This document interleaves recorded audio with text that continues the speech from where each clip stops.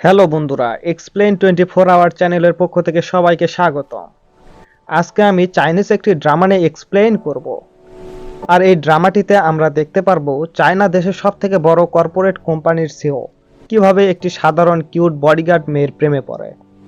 আর বন্ধুরা, এই ড্রামার core knowledge আমি আপনাদের প্রোভাইড করার চেষ্টা করব, যাতে এই ভিডিওটা শুধু এন্টারটেইনমেন্টের জন্য না হয়, এখান থেকে যেন কিছু শিখতেও পারেন। এই ড্রামাটিতে আমরা আরো দেখতে পারবো চায়নার কর্পোরেট কোম্পানিগুলো কি কি বিষয় নিয়ে বিল্ড আপ করছে, চায়নার ইনফ্রাস্ট্রাকচার, তাদের কালচার, সংস্কৃতি, এগুলো আমরা দেখতে পারবো। এই ড্রামার হিরো হিসেবে দেখব মিস্টার গুরং নামে একটা ছেলেকে, যে কিনা গ্রুপ অফ কোম্পানির সিইও। আর ছোট থেকে সে তার দাদার কাছে বড় হয়েছে, কারণ তার পিতামাতা এক বিমান দুর্ঘটনায় মারা যায়। আর হিরোইন হিসেবে আমরা দেখতে পারবো সু জিংজিং নামে একটা মেয়েকে, যে কিনা মার্শাল আর্টে এক্সপার্ট। তার বাবা একজন মার্শাল আর্ট ট্রেনার, তার বাবার কাছ থেকে মার্শাল আর্ট শিখেছে। এখানে বলে রাখা ভালো, চায়নার সংস্কৃতির ভিতর মার্শাল আর্টও একটি সংস্কৃতি, যা কিনা এই ড্রামাটির মাধ্যমে ফুটিয়ে তুলেছে। তো বন্ধুরা, ইন্ট্রোতে বেশি কথা না বলে ড্রামার দিকে ফোকাস দেয়। আর আমার চ্যানেল যারা সাবস্ক্রাইব করেননি তারা দ্রুত সাবস্ক্রাইব করতে পারেন এরকম সুন্দর সুন্দর গল্প শোনার জন্য। এতে আপনারা মজাও পাবেন, কিছু নলেজও নিতে পারবেন। তো বন্ধুরা, ড্রামার দিকে ফোকাস দেয়। ড্রামার প্রথমে আমরা একটি ব্ল্যাক কালারের গাড়ি দেখতে পাই। গাড়িতে মিস্টার গু নামে সেই নায়ক বসে থাকে। তখন জিংজিং নামে সেই নায়িকা গাড়ির কাছ থেকে ঠোঁটে লিপস্টিক দেয়। গু তখন গাড়ির ভিতর থেকে তার সবকিছু দেখতে পায়। তারপর গু তখন গাড়ি থেকে নেমে যেতে কিছু রিপোর্টার ধাক্কা লাগে। মিস্টার গু তখন জিংজিং এর সাথে ধাক্কা খায়। সেখান থেকে মিস্টার গু তাড়াহুড়ো করে অফিসে যায়। তখন তার দাদা তাকে চেয়ারম্যান পদে বসতে বলে, কিন্তু মিস্টার গু তখন না করে দেয় আর বলে, আমি চেয়ারম্যান পদে বসতে পারবো না, আমি এই কোম্পানি থেকে রিজাইন দিচ্ছি। তারপর নিচে চলে আসে। তখন আবার জিংজিং এর সাথে ধাক্কা লাগে। জিংজিং বলে, আপনি কি চোখে দেখেন না নাকি? সেখানে তখন মিস্টার গুয়ের দাদার কিছু গার্ড গুকে ধরতে আসে। আর জিংজিং এর হাত থেকে পড়ে যাওয়া বইটি গার্ডগুলো পা দিয়ে খুঁজতে থাকে। তখন জিংজিং মনে করে এই লোকগুলো ডাকাত বুঝি গুকে ধরতে আসছে, তাই গার্ডগুলোকে জিংজিং মারতে থাকে। তখন একটা গার্ডের নাক থেকে রক্ত বের হয়। জিংজিং তা দেখে সেখানে জ্ঞান হারায়, কারণ জিংজিং রক্ত দেখতে পারতো না। ছোটকাল থেকে তার রক্ত দেখলে সে জ্ঞান হারাতো। তখন মিস্টার গু জিংজিংকে হসপিটালে নিয়ে যায়। আর হসপিটালে জিংজিং এর কাপড় ঠিক করে দেয় মিস্টার গু। তখন জিংজিং এর জ্ঞান ফেরে। আর জিংজিং দেখে যে তার বুকের উপর মিস্টার গু হাত। তখন জিংজিং সেখানে চিৎকার দেয় আর গুকে ঘুষি মারতে যায়। তখন মিস্টার গু সেখান থেকে সরে গেলে ঘুষিটা তার অ্যাসিস্ট্যান্টকে গিয়ে লাগে। তারপর দেখি মিস্টার গু তার দাদার বডিগার্ডের হাত থেকে বাঁচার জন্য জিংজিংকে বডিগার্ড হিসেবে হায়ার করতে চায়। সেখানে গিয়ে জিংজিং এর পিতামাতাকে বলে, আমি আপনাদের মেয়েকে হায়ার করতে এসেছি। জিংজিং তখন সেখানে আসে আর বলে, এই লোকটি খারাপ, হসপিটালে আমার সাথে খারাপ বিহেভ করেছে। তখন জিংজিং এর মাতা পিতা গুকে তাদের বাসা থেকে বের করে দেয়। মিস্টার গু সেখান থেকে চলে যেতেই তার দাদার গার্ডগুলো তাকে ধরতে আসে। গু সেখান থেকে পালিয়ে গার্ডদের হাত থেকে বাঁচার জন্য জিংজিংদের বাসায় এসে লুকিয়ে পড়ে। তখন সেখানে জিংজিং পানি পানি বলে চলে আসে, কারণ তার চোখে সাবান ধরছে আর চোখ বন্ধ করে আছে। জিংজিং তখন তার মাকে ডাকে পানি নিয়ে আসতে। গু তখন পানিটা নিয়ে জিংজিং এর মাথায় ঢালে। তারপর জিংজিং চোখ খুলে দেখে যে মিস্টার গু। তখন সে চিৎকার মারে আর জিংজিং এর পা পিছলে যায় আর গুকে জড়িয়ে ধরে। সেখানে জিংজিং এর মাতা পিতা আসে আর দেখে যে জিংজিং গুকে জড়িয়ে ধরে আছে। তারপর মিস্টার গুকে তার বাবা ভয় দেখায় আর বলে, তোমার সাহস কিভাবে হয় এরকম করার? গু বলে, আপনাদের মেয়ে তো আমার উপর এসে পড়েছে। জিংজিং এর মা বলে, আচ্ছা ঠিক আছে, আমার মনে হয় তোমার মাথার সমস্যা আছে। গু বলে, আমি আপনাদের মেয়েকে বডিগার্ড হিসেবে নিতে চাই। জিংজিং এর মা বলে, আমি তোমাকে বিশ্বাস কিভাবে করব? মিস্টার গু বলে, আমি অ্যাডভান্স দিতে রাজি আছি। জিংজিং এর মা বলে, তাহলে ঠিক আছে, কিন্তু জিংজিং ডিউটি করে প্রত্যেকদিন বাসায় একা আসবে, পরে যদি কোনো সমস্যা হয়। গুরং বলে, আপনারা যদি কিছু মনে না করেন তাহলে আমি আপনাদের বাসায় থাকতে রাজি আছি। আমি সবকিছুর জন্য অ্যাডভান্স ভাড়া দেব। আপনাদের বিশ্বাস না থাকলে পারা আমার ঘড়ি জামানত হিসেবে রাখতে পারেন। আমি কালকে ব্যাংক থেকে টাকা বের করে আপনাদের দিয়ে দিব। তখন জিংজিং এর মা বলে, এই ঘড়ির দাম কত? আচ্ছা যাই হোক, তুমি থাকতে পারো। পরের দিন মিস্টার গুরং জিংজিংকে নিয়ে ব্যাংকে যেতে চায়, কিন্তু জিংজিং বলে, আমাকে কেন ব্যাংকে যেতে হবে? তুমি তো বিকাশ নগদের মাধ্যমে টাকা দিতে পারো। তখন জিংজিং এর মা বলে, তুমি গুরং এর সাথে যাও ব্যাংকে। আর বাসে করে গুরং এর সাথে জিংজিং যায়। বাস থেকে নেমে তারা হাঁটা শুরু করে। তখন জিংজিং মনে মনে ভাবে, এ আমার থেকে কি চাই? এরকম আজীব লাগছে কেন? টাকা না আমাকে চাই, কিন্তু আমার কাছে তো টাকা নেই, শুধু আছে আমার সৌন্দর্য। তাহলে কি আমার সৌন্দর্য নিতে চাই?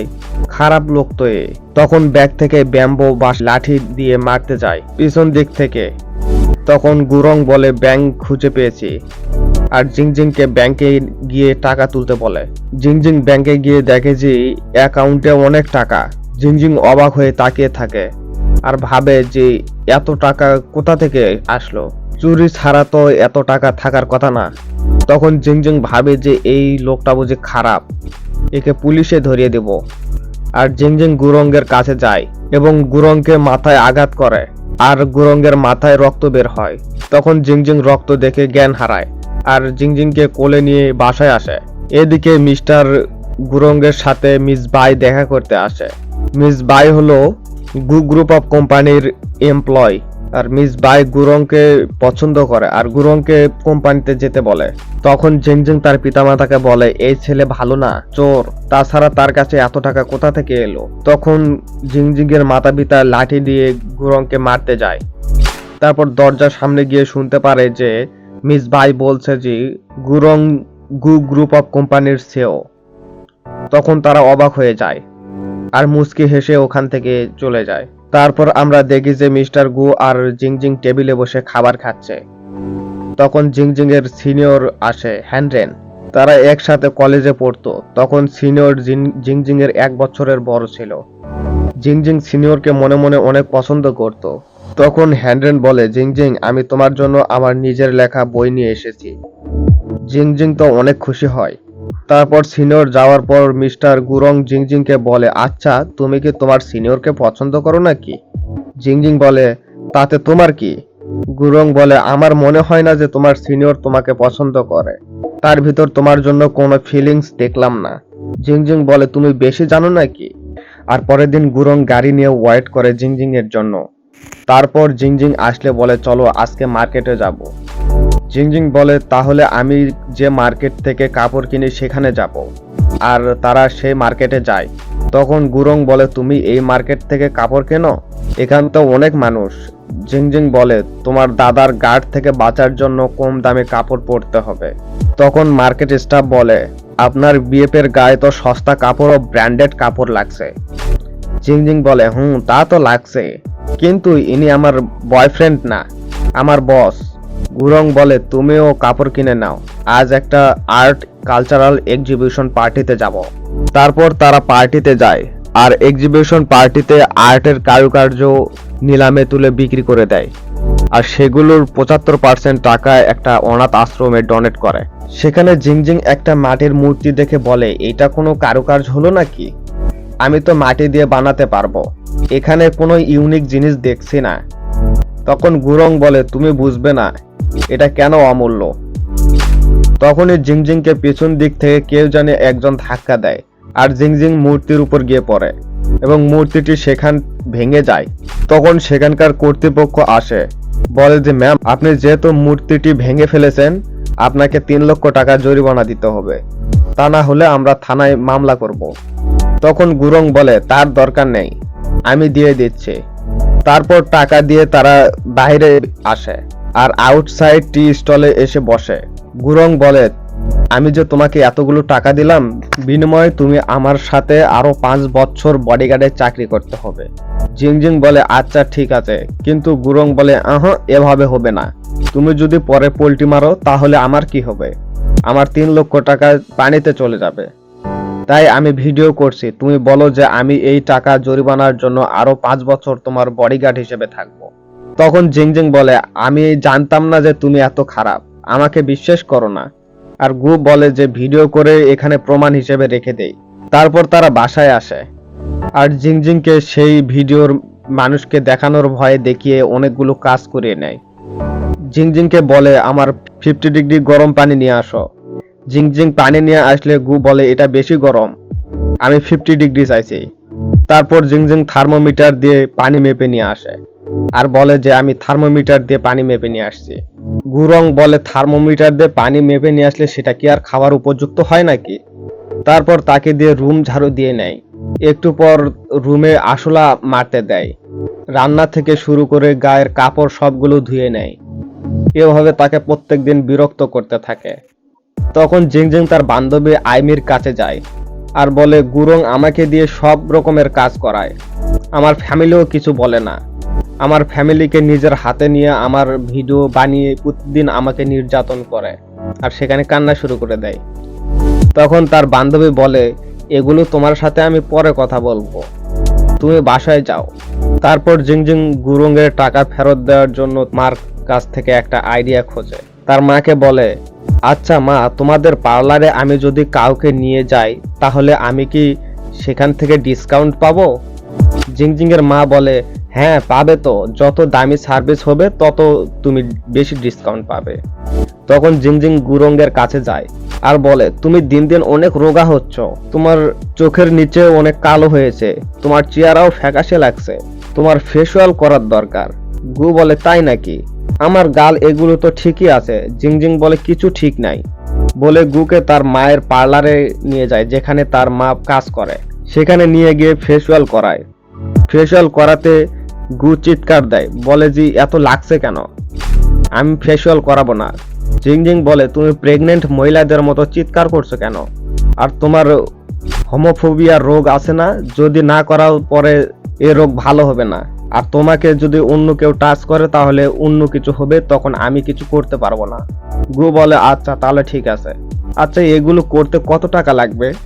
জিংজিং তখন বেশি টাকা কথা বলে। তখন জিংজিং বলে যে আমি ডিসকাউন্ট দেব, দিয়ে ওকে 20,000 টাকা লাগবে। ফেসিয়াল করানোর পর গু দেখে যে চার্টে 3,000 টাকা লেখা আছে। তখন গু বলে যে তুমি আমার থেকে বেশি নিয়েছো। জিংজিং বলে তোমার ফেসিয়াল আমি করিয়েছি, আমি ছাড়া তোমার ফেস আর কেউ ছুতে পারবে না, তাই রেট একটু বেশি। আর সেই টাকা মিস্টার গুকে দিয়ে বলে যে আর তুমি পাবে 2,80,000 টাকা। গু তখন বলে তুমি আমাকে এভাবে লুটে নেবে, আগে জানতাম না তো। তারপর তারা রাস্তা দিয়ে যাচ্ছিল, তখন হ্যান্ড্রেনের সাথে দেখা হয়। জিংজিং বলে আল্লাহ, সিনিয়র এখানে কেমনে? হ্যান্ড্রেন বলে আমি কেবল বিমানবন্দর থেকে আসলাম, তোমরা কোথায় গিয়েছিলে? জিংজিং বলে আমরা ফেসিয়াল করাইতে গেছিলাম। হ্যান্ড্রেন বলে কার ফেসিয়াল করাইতে গেছিলে, তোমার? জিংজিং বলে না, গুরুংয়ের ফেসিয়াল করাইতে গেছিলাম, এখন বাসায় যাচ্ছি। তো হ্যান্ডেন বলে তাহলে চলো একসাথে বাসায় যাই। তখন গুরং বলে জিংজিং আমার এখন কফি লাগবে, আমার কফি খেতে ইচ্ছে করছে, তুমি কোথায় পাবে এনে দাও, তা না হলে আমি সেই ভিডিও তোমার সিনিয়রকে দেখাবো।